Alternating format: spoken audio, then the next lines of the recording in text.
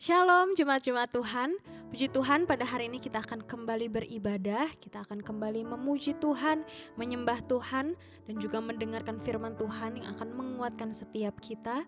Sebelum kita mulai ibadah pada hari ini, mari sama-sama kita bersatu di dalam doa.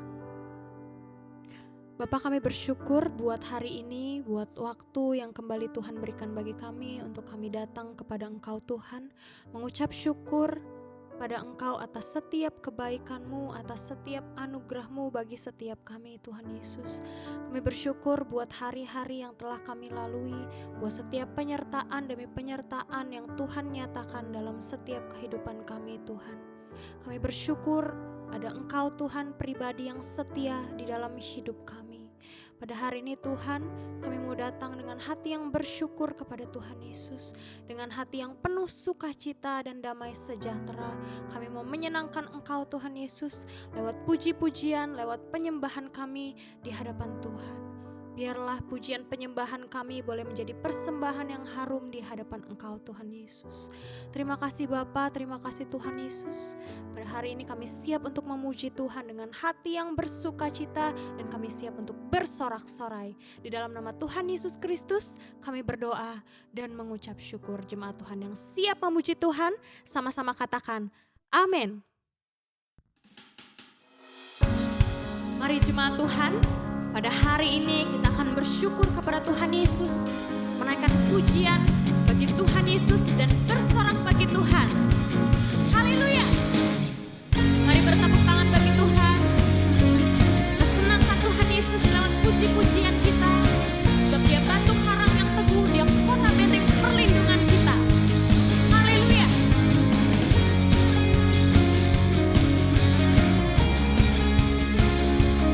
Mari sama-sama jemaat Tuhan, kita mau katakan, Kau batu karang yang teguh. Kau batu karang yang teguh,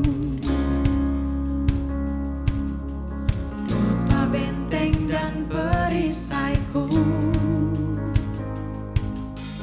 yang menang kalahkan maut, penyelamat yang bangkit dan hidup. Katakan haleluya. Haleluya, haleluya, kekal mulia. Haleluya, haleluya, dahsyat berkuasa. Bersorak, bersorak, nyatakan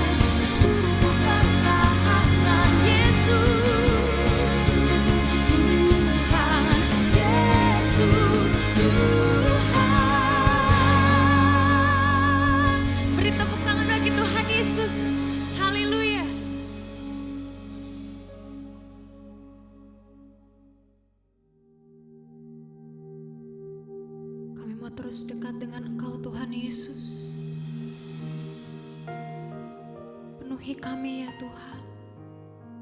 Penuhi kami dengan hadirat-Mu Tuhan Yesus. Penuhi hatiku dengan hadir-Mu.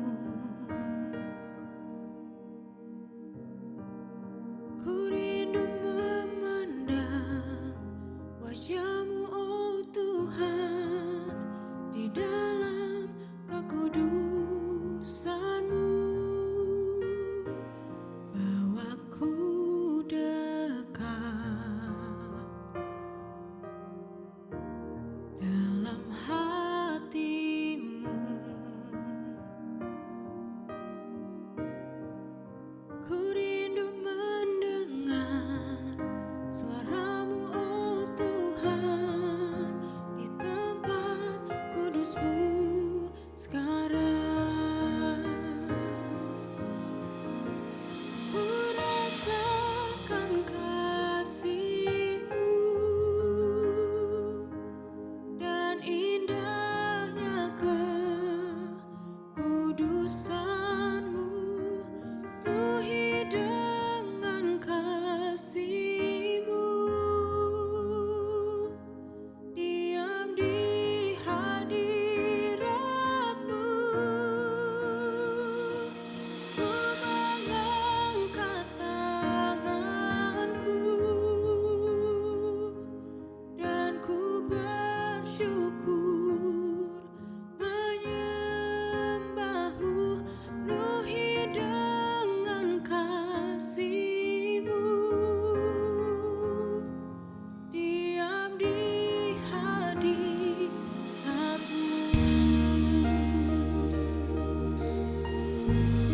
Kami mau diam di hadirat-Mu Tuhan, merasakan kasih-Mu ya Bapa. Penuhi hatiku dengan hadir-Mu. Kami rindu ya Tuhan. Ku rindu memandang wajah-Mu oh Tuhan, di dalam kekudusan-Mu. Bawa kami dekat ya Tuhan.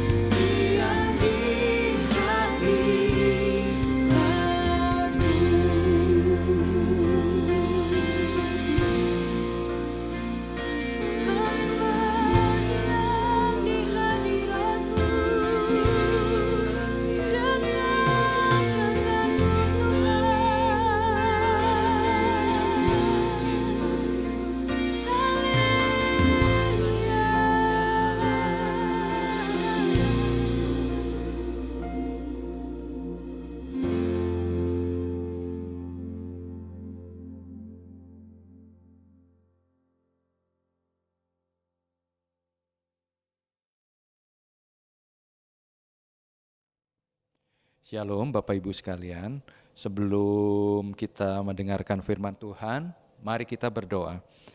Bapa, terima kasih buat siang hari ini kalau kami masih berkumpul di rumah kami masing-masing untuk beribadah. Kami percaya bahwa hadirat-Mu memenuhi setiap kami sehingga kami akan menerima firman Tuhan dengan hati yang terbuka dan kami akan menerima setiap perkataan-Mu sebagai tuntunan dalam hidup kami. Urapi hamba-Mu, urapi kami semua sehingga kami mengerti kebenaran firman Tuhan. Dan satu hal yang senantiasa kami mintakan kepada Engkau, Allah Roh Kudus, tolong kami agar kami dapat melakukan firman ini dalam kehidupan kami. Terpujilah nama Tuhan Yesus. Haleluya. Amin. Bapak Ibu yang dikasihi Tuhan, Shalom untuk jemaat GBI How Family Cibubur. Ya. Kita pada tanggal 27 Juni ini akan merenungkan firman Tuhan. Ya. Bapak Ibu suka perhatikan enggak? Ya, sering kita mendapatkan, menjumpai flyer-flyer atau satu brosur poster mengenai diskon. Ya. Kalau belanja dapat diskon, ya, belanja apa? Misalnya alat elektronik dapat diskon 60%. Lalu dengan semangat banyak di antara kita membeli, mengharapkan dapat diskon 60% atau cashback sekian persen.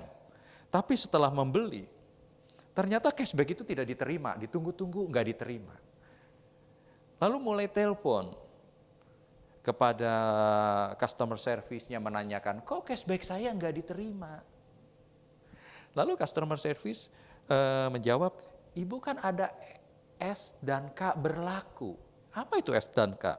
Syarat dan ketentuan berlaku. Ya. Ternyata diskon 60% itu menjadi efektif ketika minimum belanja kita 1 juta. Dan yang kedua, kemudian syarat yang berikutnya atau ketentuan berikutnya, maksimal cashback adalah 200.000. Ya. Kita sudah membayangkan bahwa ketika kita belanja misalkan alat elektronik 5 juta, wah diskon 60%. Berarti cashback saya 3 juta.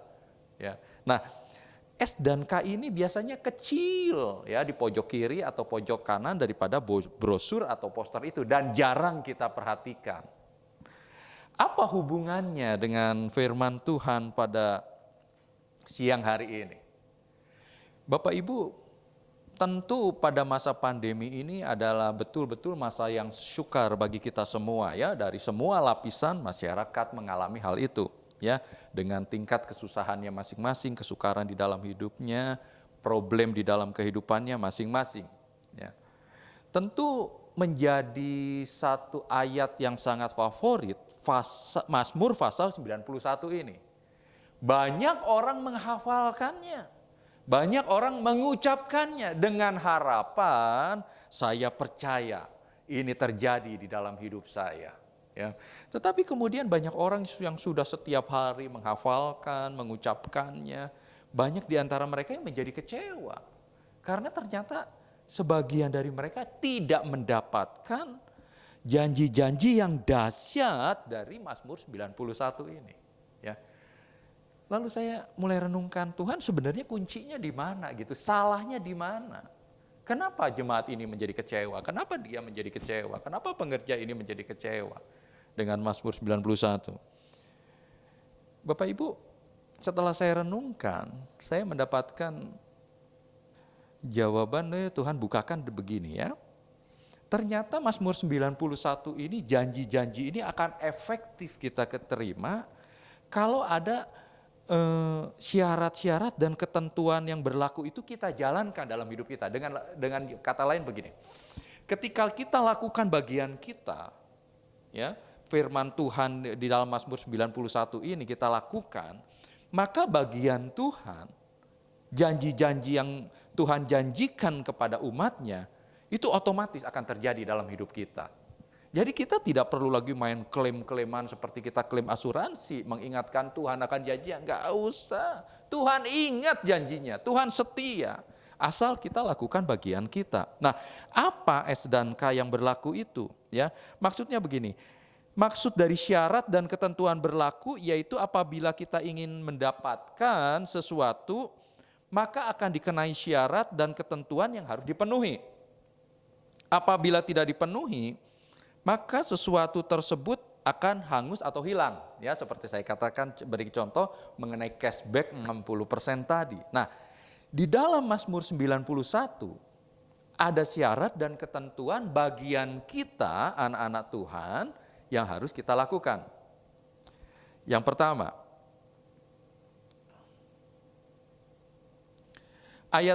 Mazmur 91 ayat 1 dan 2 berkata seperti ini.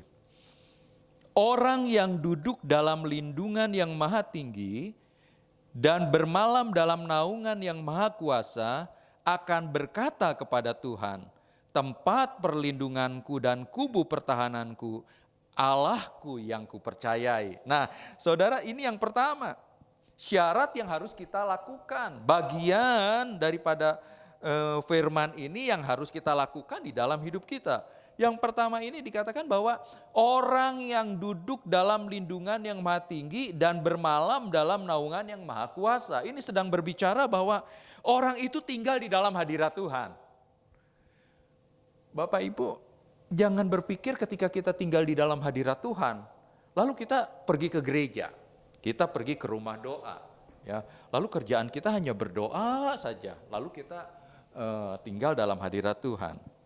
Memang di dalam perjanjian lama, ya, kalau Musa mau mengalami hadirat Tuhan, kemuliaan Tuhan, dia pergi ke kemah Allah, Musa masuk ke dalamnya dan Tuhan memenuhi kemuliaan kemah suci itu. Kemudian kalau di dalam zaman para imam, di dalam 2 Tawarikh 5 ayat 14, di situ firman Tuhan katakan, sehingga imam-imam itu tidak tahan berdiri untuk menyelenggarakan kebaktian oleh karena awan itu, sebab kemuliaan Tuhan memenuhi rumah Allah.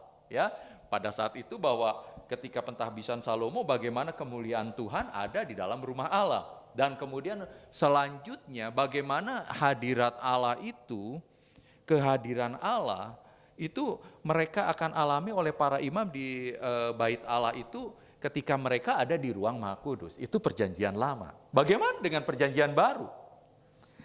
Setelah zaman Tuhan Yesus, di mana Tuhan Yesus lahir, Tuhan Yesus hidup, Tuhan Yesus mati buat kita menebus dosa saya, dosa saudara, kemudian Tuhan Yesus bangkit dan Tuhan Yesus naik dan Roh Kudus pada hari Pentakosta diutus bagi kita. Dan firman Tuhan katakan bahwa kita umat perjanjian baru, 1 Korintus 6 ayat 17 dan 19, tetapi siapa yang mengikatkan dirinya pada Tuhan menjadi satu roh dengan dia.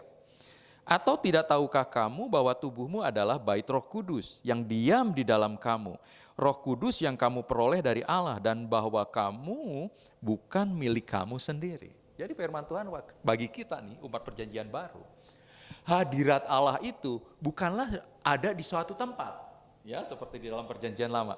Hadirat Allah, kehadiran Allah adalah firman Tuhan katakan Allah ada di sini bersama dengan kita. Ya, kita menjadi satu roh dengan Tuhan. Artinya ketika kita hidup di dalam Tuhan, ketika kita hidup sungguh-sungguh di dalam firman Tuhan, hadirat Allah bersama dengan kita. Karena Allah ada di dalam kita, bersama-sama dengan kita. Nah, saudara, kemudian kita mungkin akan katakan begini, kok saya nggak rasakan hadirat Allah dalam hidup ini? Saya hanya rasakan hadirat Allah ketika saya beribadah rame-rame. Nah, saudara, tentu ada satu betul ketika kita ibadah secara korporat, sebelum pandemi itu, ya, kita rasakan hadirat Allah di dalam satu ibadah, itu luar biasa. Memang puji Tuhan. Tapi itu adalah salah satu atau sebagian daripada karya Roh Kudus dalam hidup kita. Saudara, berapa lama sih saudara dan saya ada di dalam ibadah?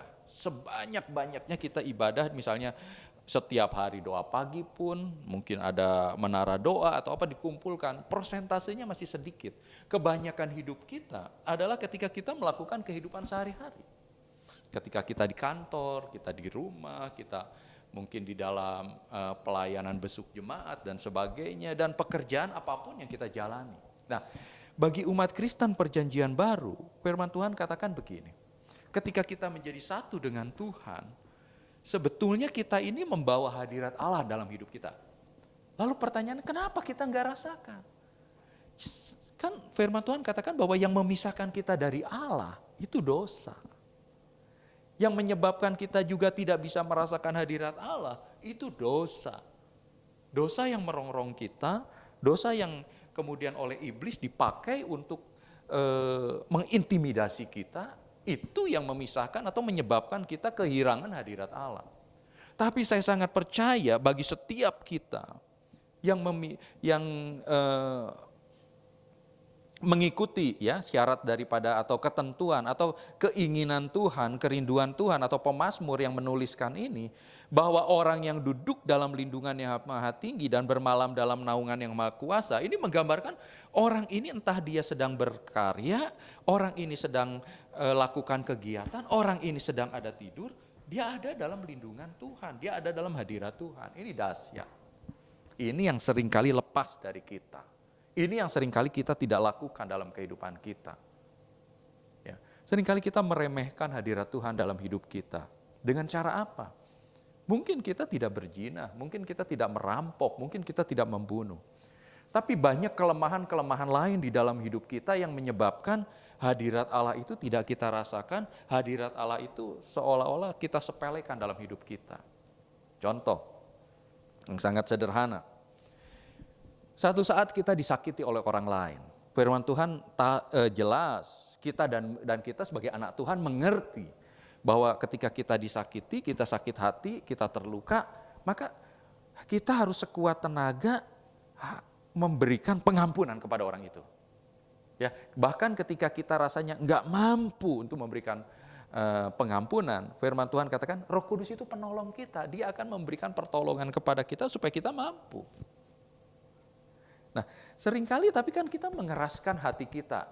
Saudara, ini yang seringkali tanpa sadar kita lakukan, dan ini yang membuat kita tidak mengalami hadirat Tuhan di dalam hidup kita. Padahal Mazmur 91 kalau kita mau mengalaminya tinggal di dalam hadirat Tuhan.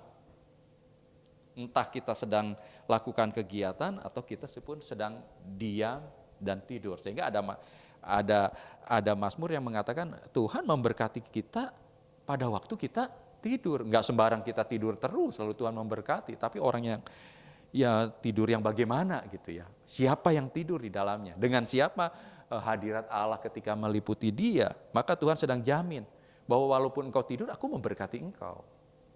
Tapi jangan lalu kita wah Tuhan memberkati saya lagi tidur, maka saya akan tidur terus, maka Tuhan berkati. Bukan itu maksudnya ya. Maka kita kembali ke Mazmur 91. Bapak Ibu yang dikasih Tuhan, nah, ini yang seringkali kita abaikan di dalam syarat dan ketentuan yang berlaku. Kita rajin mengucapkan janji-janji Tuhan. Ya. Tapi sudah belum yang pertama ini kita lakukan dalam hidup kita? Kita tetap tinggal dalam hadirat Tuhan. Ya, kita tetap tinggal di dalam hadirat Tuhan. Entah apapun yang kita alami hari-hari ini. Yang kedua dari Mazmur 91 ini dikatakan bahwa beberapa kali ya, dikatakan bahwa orang yang duduk dalam lindungan yang maha tinggi, perhatikan, maha tinggi ya, yang dan bermalam dalam naungan yang maha kuasa akan berkata kepada Tuhan, tempat perlindunganku dan kubu pertahananku, Allahku yang kupercayai. Saudara, ini menggambarkan bagaimana syarat yang kedua bagi kita adalah ketika kita mulai benar-benar menempatkan Tuhan yang utama di dalam hidup kita. Kita menempatkan Tuhan yang utama dalam porsi yang utama dalam hidup kita. Kalau mau jujur, banyak kita anak-anak Tuhan, bahkan hamba-hamba Tuhan, tidak menempatkan Tuhan di tempat yang seharusnya. Bahkan cenderung bahwa karena kita berpikir, Tuhan di dalam kita, seolah-olah Tuhan itu kecil, kita yang jadi bosnya. Dan kita mulai mengatur Tuhan. Tuhan, saya mau begini ya. Aku beriman. Tuhan, saya mau begini. Aku beriman. Ini saya dapatkan. Ya, Tuhan, aku mau begitu. Ya, aku mau begitu. Gini ya Tuhan. Saudara sadar nggak kita sering begitu? Ada keinginan-keinginan dalam hidup kita dan Tuhan yang tinggal memenuhinya. Tanpa kita sendiri memberikan satu kompromi atau konfirmasi kepada Tuhan, benar gak ya Tuhan yang saya inginkan ini? Yang engkau mau juga. Saudara, betapa kita manusia ini dikuasai semenjak dosa ya masuk melalui Adam dan Hawa. Dan sifat manusia udah bukan lagi memfokuskan kepada Allah, tetapi apa yang bisa kita dapatkan? Apa yang menguntungkan kita?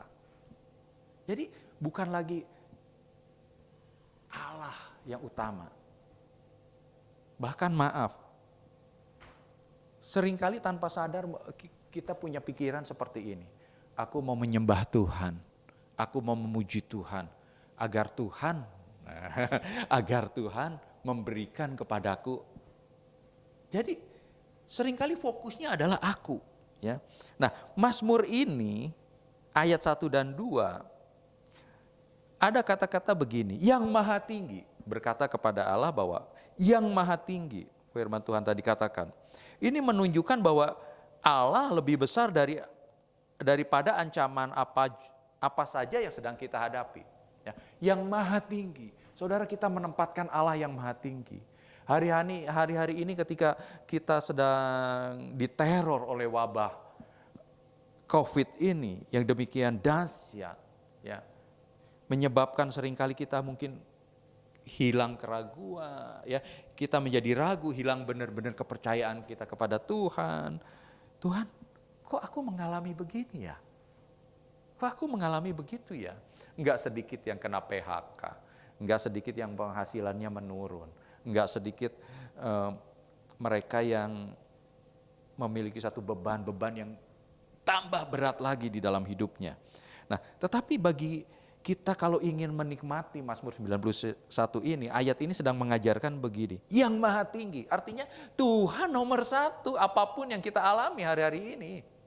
Ya, kita tetap menempatkan Tuhan, kita tetap meninggikan Dia, dan kita tetap percaya Allah maha tinggi dari apapun juga yang sedang aku hadapi hari-hari ini. Yang kedua adalah yang maha kuasa. Ini sedang satu declare, sedang satu kita katakan bahwa pemazmur sedang katakan bahwa kuasa Tuhan sanggup menghadapi, membinasakan setiap musuh. Saudara, di pandemi ini musuhnya siapa? Kita nggak bisa lihat loh. Kalau manusia kita bisa lihat dan kita bisa lawan. Pandemi ini virus, kita nggak bisa lihat dengan mata kita. Tetapi ketika kita mulai berkata, aku percaya Allah Maha Kuasa. Ya, beberapa rekan hamba Tuhan yang pernah kena COVID dan dia mengalami kesembuhan dari Tuhan. Dia mengatakan antara hidup dan mati, dia betapa berat gitu menghadapi itu. Tetapi dia tetap percaya bahwa Tuhan sanggup menolong dia. Dan banyak dari mereka yang lolos. Ya. Saudara, saya percaya apapun yang kita alami hari-hari ini ketika kita berkata bahwa Tuhan Maha Kuasa dalam hidupku. Apapun kesulitan yang kita alami hari-hari ini, percaya kuasa Tuhan sanggup menghadapinya. Ya. Kuasa Tuhan sanggup membinasakan setiap musuh kita. Kemudian kata yang ketiga adalah Tuhan. Ini menggambarkan bahwa pemazmur sedang berkata bahwa kehadiran Tuhan senantiasa bersama dengan kita. Ya, Tuhan itu senantiasa hadir loh bersama dengan saya. Jadi Bapak Ibu, ayo apapun yang kita alami hari-hari ini, tekanan apapun yang kita alami hari-hari ini, ayo tetap percaya Tuhan tetap hadir, Tuhan tetap menyertai kita, dan yang lebih penting Tuhan itu setia dan tetap mengasihi kita. Kemudian yang keempat dikatakan di situ Allahku. mengungkapkan kebenaran bahwa Allah telah memilih untuk bergaul secara intim dengan mereka yang mengandalkan Dia. Nah, ini begini. Ketika kita mau mengandalkan Dia dalam kehidupan kita, kita benar-benar ambil keputusan, Tuhan, hari-hari ini aku tahu sulit, aku menjalaninya sulit Tuhan. Banyak hal yang aku alami hari-hari ini. Tetapi aku mau mengambil keputusan. Aku mau tetap bergaul dengan Tuhan. Aku disiplinkan diriku. Aku tetap jaga saat teduhku. Aku tetap jaga pembacaan firman-Ku. Bahkan aku tetap ketika tekanan itu datang, aku tetap percaya Tuhan pasti tolong saya. Nah, saudara yang dikasihi Tuhan, bagaimana hidup kita hari-hari ini? Apakah kita menempatkan Tuhan di posisi yang utama dalam hidup kita? Ya, yang pertama tadi katakan bahwa syaratnya untuk menikmati daripada Mazmur 91 ini adalah tinggal dalam hadirat Tuhan. Yang kedua, bagaimana kita harus menempatkan Allah sebagai yang utama dalam hidup kita. Ya. Apapun juga persoalan yang kita hadapi hari-hari ini, tekanan apapun yang kita alami hari-hari ini, kita tetap utamakan Allah. Dan lihat, pada saatnya Tuhan, waktunya Tuhan, Dia pasti menolong kita. Ya, yang ketiga ini Mazmur 91 ayat 14 dan 16. Firman Tuhan katakan begini, sungguh hatinya melekat kepadaku, maka aku akan meluputkannya. Ini Tuhan yang ngomong ya. Kalau tadi Mazmur 91 ayat di atasnya, itu pemazmur yang sedang berkata-kata. Tapi ayat 14 dan 16 ini jawaban dari Tuhan. Ya. Sungguh hatinya melekat kepadaku, maka aku akan meluputkannya. Aku akan membentenginya, sebab ia mengenal namaku. Bila ia berseru kepadaku, aku akan menjawab. Aku akan menyertai dia dalam kesesakan. Aku akan meluputkannya dan memuliakannya. Dengan panjang umur akan kukenyangkan dia, dan akan kuperlihatkan kepadanya keselamatan daripadaku. Nah, saudara, ini panjang penjabarannya, tapi hanya satu yang akan saya bahas dalam kesempatan siang ini. Tuhan berkata begini, sungguh hatinya melekat kepadaku. Ya, ayat 14 dan 16 ini merupakan satu konfirmasi atau perkenanan Tuhan kepada pemazmur 91 ini bahwa sungguh hatinya melekat kepadaku. Nah, saudara, kalau konfirmasi ini datang daripada Tuhan kepada kita, Tuhan berkata kepada kita begini, sungguh hatimu melekat kepadaku. Saudara, nggak usah komplain. Saudara nggak usah klaim janji Tuhan. Percaya itu pasti terjadi. Kita nggak usah ingetin Tuhan deh. Kan ada orang suka ngajarin, mari kita klaim janji Tuhan. Mari kita ingatkan Tuhan akan janjinya. Nggak usah, Tuhan nggak pernah lupa janjinya. Tuhan nggak perlu diklaim. Ketika kita lakukan bagian kita, otomatis pasti akan terjadi. Dia Allah yang setia. Dia Allah yang luar biasa. Sungguh hatinya melekat kepadaku. Saudara, ini konfirmasi Tuhan kepada pemazmur yang menulis Mazmur 91 ini. Dan kalau kita ingin menikmati janji Tuhan, mari kita kejar kata-kata ini dari Tuhan. Ketika Tuhan mulai berkata kepada kita, anakku sungguh hatimu melekat kepadaku. Wow. Saudara, melekat. Ilustrasinya begini. Kita suka menempelkan, zaman dulu kalau kirim surat ada perangko, plek gitu ya. Atau kalau sekarang surat perjanjian ada meterai. Tentu direkatkan dengan kuat, dengan harapan perangkonya tidak sempat lepas.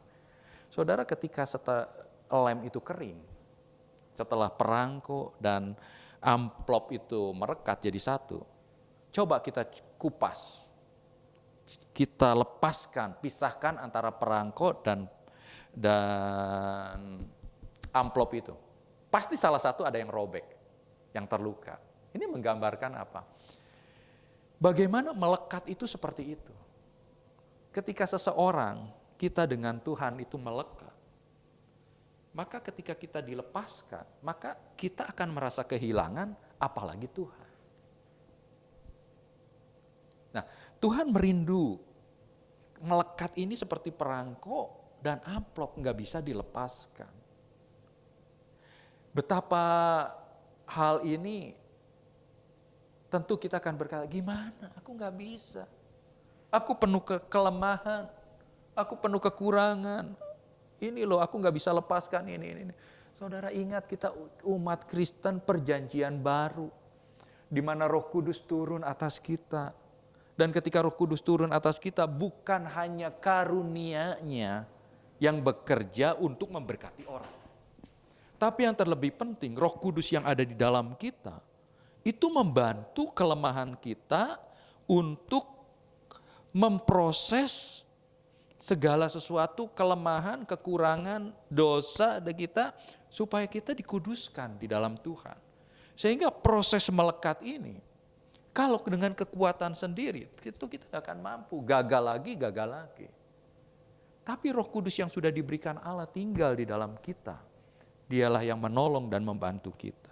Mari kita praktek di dalam di dalam hidup kita. Dalam terjemahan lain, melekat ini diterjemahkan, ya, dalam terjemahan Alkitab NIV itu dikatakan bahwa terjemahannya, ia mengasihi aku. Kata melekat ini diterjemahkan mengasihi aku. Nah, salah satu ciri orang yang mengasihi adalah selalu ingin memberi yang terbaik di dalam hidupnya. Ya, tentu kalau kita berkata aku mengasihi seseorang atau mengasihi kamu, kita nih ingin memberikan sesuatu yang terbaik kepada orang itu. Nah, di dalam hal ini kepada Tuhan, ketika kita berkata aku mengasihi Tuhan, maka kita pun memberikan yang terbaik di dalam hidup kita kepada Tuhan. Saudara, ini yang banyak hilang dalam hidup kita. Karena cara berpikir kita,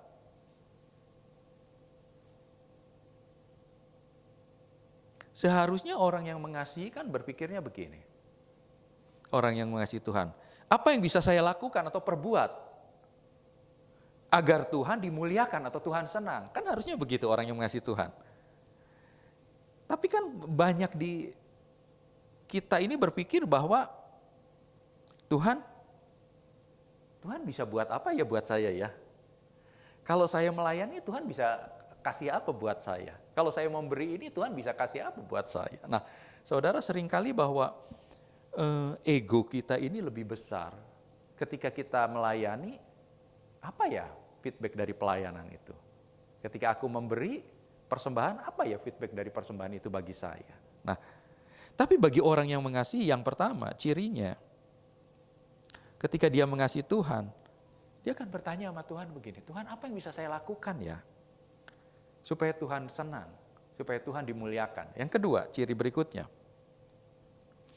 Tuhan, apa yang bisa saya persembahkan, berikan, agar Tuhan dimuliakan dan Tuhan senang? Ya. Kalau yang pertama, apa yang kita perbuat kan? Tuhan, apa yang saya perbuat supaya Tuhan senang? Yang kedua, Tuhan, apa yang sekarang bukan hanya berbuat, apa yang sekarang saya bisa persembahkan kepada Tuhan? Apa yang bisa saya persembahkan kepada Tuhan? Tapi orang yang manusia lama kita kan dikuasai oleh ego dan dia berpikir begini, Tuhan, apa yang bisa Tuhan berikan sama saya ya? Bapak Ibu yang dikasih Tuhan, mari kita beralih dari pikiran ini. Ciri yang ketiga ketika kita berkata kita mengasihi Tuhan, Tuhan, apalagi yang harus saya buang, saya jauhi dalam hidup saya, agar saya bisa memuliakan Tuhan, agar saya bisa menyenangkan hati Tuhan. Kita harus beralih dari pikiran bahwa Tuhan, jangan buang ini dari hidup saya suka sekali hal ini. Bapak Ibu, setiap kita ini punya kelemahan yang berbeda. Ya, ada keinginan-keinginan di dalam hidup kita yang berbeda. Ada orang yang doyan makan. Ada orang yang hedonisme, memuaskan kedagingan. Ada orang yang Wah, macam-macam. Pokoknya keinginan kita punya kelemahan masing-masing. Nah, ketika kita sadar kita mengasihi Tuhan, dan ketika Roh Kudus berkata, itu yang kamu kasihi, kamu harus lepaskan dalam hidup kami. Maka kita akan berkata, Tuhan, silahkan, aku serahkan kelemahan ini ke dalam tangan Tuhan. Tapi aku nggak bisa sendiri. Roh Kudus tolong saya, dan percaya ketika kita ada kemauan, Tuhan pasti akan tolong saya. Jadi ada 3 hal. Syarat dan ketentuan untuk menikmati daripada Mazmur 91 ini. Yang pertama, yaitu tinggal dalam hadirat Tuhan. Dan yang kedua, kita harus jadikan Allah yang utama dalam hidup kita. Dan yang ketiga, kita harus tunggu perkenanan Allah atau kita cari perkenanan Allah. Karena hati kita melekat kepada Tuhan. Atau dengan kata lain bahwa kita sungguh-sungguh mengasihi Allah. Karena kasih kita bukan hanya sekedar dari ucapan mulut. Bukan hanya sekedar dari lagu dan pujian. Tapi kita buktikan di dalam hal tindakan, pemberian kita. Dan ketika Tuhan mau potong banyak dalam hidup kita, artinya menghilangkan banyak kedagingan dalam hidup kita. Terima kasih, puji Tuhan. Biarlah firman ini kiranya menjadi berkat bagi kita semua. Mari kita berdoa. Bapa, terima kasih buat siang hari ini firman-Mu sudah ditaburkan. Beri kami kekuatan untuk lakukan firman ini dalam kehidupan kami. Sehingga kami tahu hari lepas hari kami makin mengasihi Engkau. Hari lepas hari kami betul-betul tinggal dalam hadirat Tuhan. Hari lepas hari kami tetap dan selalu menjadikan Tuhan yang utama di dalam hidup kami. Terima kasih Bapak, berkati staf penggembalaan di tempat ini, dari Bapak dan Ibu Gembala, kami percaya Engkau memberkati Pak Dr. Barka dan Ibu, dan seluruh tim penggembalaan di tempat ini, dan seluruh tim pelayanan di tempat ini. Berkat Tuhan tercurah, dan kami percaya di dalam nama Tuhan Yesus, gereja ini akan berkembang, gereja ini akan berbuah, dan menjadi berkat bagi sekeliling di tempat ini. Terpujilah nama Tuhan Yesus, haleluya, amin. Kita akan akhiri ibadah ini. Terima kasih Tuhan. Terima kasih Tuhan Yesus. Kau sudah menuntun seluruh ibadah kami. Dan kami akan berpisah Tuhan. Mari angkat tanganmu dan arahkan hatimu pada Dia dan terimalah berkat Tuhan. Kiranya berkat yang melimpah-limpah dari Allah Bapa kita. Di dalam nama anak yang tunggal, Tuhan Yesus Kristus. Dan persekutuan yang baik, manis, dan sempurna. Dari Tuhan Yesus Allah Roh Kudus menyertai-mu. Mulai hari ini sampai Maranatha. Tuhan datang menjemput kita kawan perai. Bahkan kekal selama-lamanya. Mari kita semua percaya katakan, amin. Terus berkati.